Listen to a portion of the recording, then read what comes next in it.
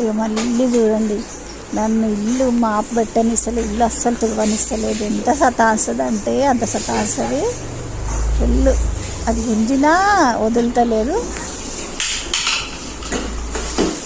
చాలా సతాస్తుంది. ఇల్లు అస్సలు మాపు పెట్టనిస్తలేదు నన్ను.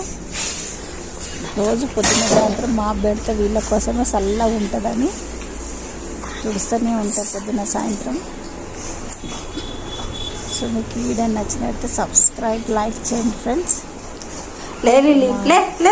వీళ్ళమ్మ చేసిన ఫన్నీ వీడియో చూడండి ఇక్కడ నుంచి.